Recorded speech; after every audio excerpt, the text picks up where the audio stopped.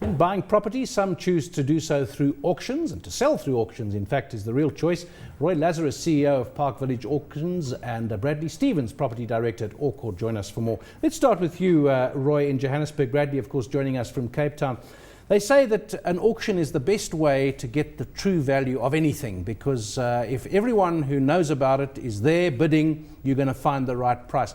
Is that true of the property sector in South Africa? And how much do we use auctions to sell property? Morning to you. The best way of determining value is what someone's prepared to pay for a property at a well-advertised public auction. Now, there are two types of auctions, one with reserve, one without reserve. And it's the auctioneer's responsibility to let the public know that they're selling the property with reserve and without a reserve. If it's without reserve, the property is confirmed at the fall of the hammer. With the reserve, the auctioneer must disclose to the public that they're sold with the reserve, and when you reach the reserve, you now tell them that it's now open for sale and it's a knockdown to the highest bidder at the auction sale. Now, to answer your question, there's major advantages selling a property by public auction compared to the traditional way of selling a property. First of all, public auction brings the transaction to finality that much quicker. Everybody knows, as long as you do your homework, what time the auction is going to take place and where the auction is going to take place. So it's a place where all the buyers meet and a price is determined. Obviously, the buyer wants to pay the least amount and the seller wants to pay wants the most expensive amount for it. But the seller's obviously hoping that the buyer catches something that we regard in the trade as auction fever, and the buyer wants a bargain. And normally it's somewhere in between where the forces of demand and supply meet. I must point out, on a public auction, there's no cooling off period. Whereas if you buy a house on the traditional way, there's a cooling off period.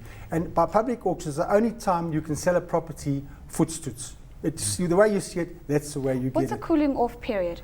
That if you buy a property by the traditional means, you've got 5 days to say you don't want it or you do want it. At a public auction, there's no such opportunity. And in my opinion, the best advantage for a public auction is that there are no suspensive conditions. You can't make an offer saying on the condition that I'm going to sell my property for 2 million rand or 3 million rand, or in case I get a bond or not. There is no suspensive conditions. So you make an offer, footstoots the way it is, and you can't fall back on it. So what I'm saying is, before you make an offer on public auction, make sure you do your homework, you know what you're buying, you've got the money, you can get the finance, and you know exactly what you're buying. You know with the condition of the house, you know where you are, what you are, because there's no falling back. Otherwise, you're going to lose part of your deposit as road crop. Very important. Bradley, let's come to you in Cape Town. We've basically looked in the last minute at the benefits of selling property on auction. What are some of the pitfalls that a potential buyer should particularly look out for, as well as somebody who's considering being a potential seller on the using an auction as a vehicle? Morning to you guys. Let me just deal with the first aspect of your question in respect of buyers. Look, it is pertinent. Every single buyer needs to do their homework. They get given an extensive due diligence pack by our brokers and by our in-house team. Imperative that they understand the terms and conditions, as Roy pointed out. Imperative they know they have to pay a deposit and commission on the fall of the hammer. There is no coming back. If there are any material issues pertaining to the property, they would have been made aware of it by now. There is a 4-week period from the time, or 4 to 5 week period from the time we get an instruction to the time we go to auction. In that time frame, the broker, the property marketer that's running on the property would have formed a relationship with the buyer, would have explained to them all the legalities pertaining to the auction, the terms and conditions, how to bid. If there are any material issues pertaining to the property, for example, there might be a right of first refusal with a tenant, that would have been explained to them. So the process, we make the process a lot easier. We make, the property marketer forms a relationship with the prospective purchasers, and, to ease them into buying on auction. It's as simple as that. I think, some of the, from a buyer's perspective, one of the benefits of buying at auction, it provides you with real transparency. You see who you're bidding against, as against in the traditional method of brokering.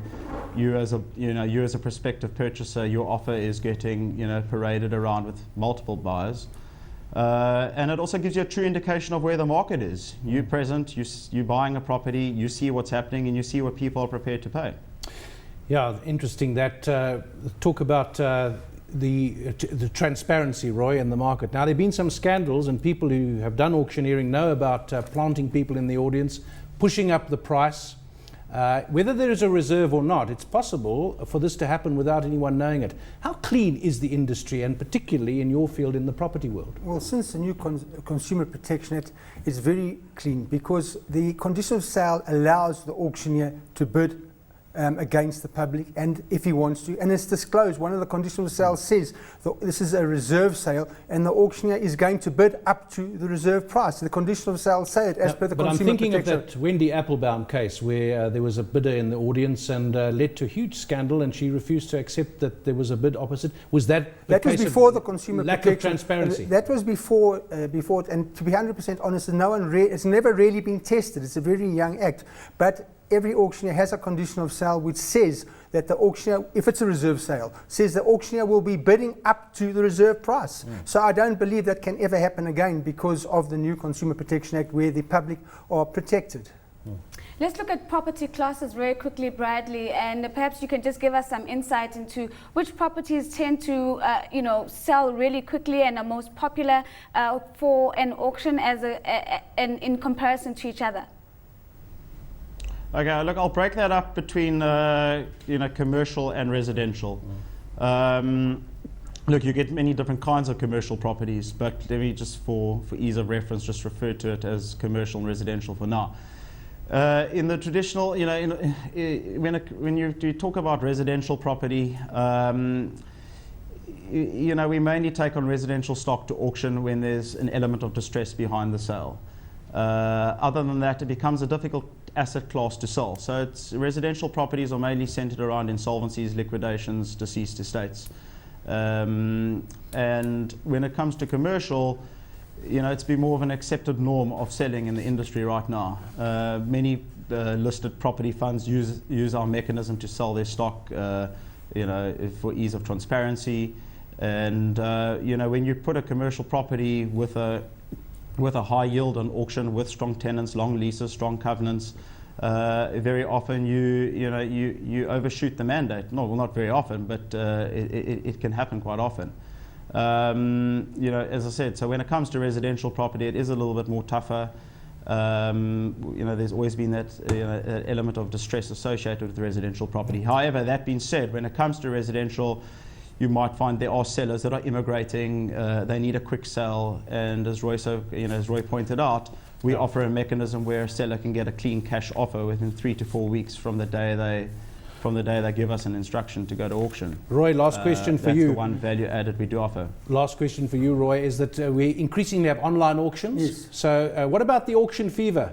It's colder, it's easier to do, but do you still get that excitement? Most definitely. In fact, the whole auction business is changing. We offer online live auctions where you can bid from your home or from your office. It's by video streaming. You can go in and watch the auction. You can watch the auctioneer, so you do not have to be at the auction at that specific time or date. But you still have the auctioneer doing this. You watch everything. You hope that the buyers do catch auction fever and someone can bid from their home. In America, it's very big, this online live streaming, and it's starting to grow here with the more expensive properties. Most definitely it's taking off where you don't have to go to the actual auction, and sometimes people don't want to know who's bidding against them, so they will bid from their office. But obviously you take a deposit before someone can bid against legitimate bidders at an auction sale. There's always the excitement, particularly when we're selling motor cars and trucks, but in properties as well, the excitement's starting to resume.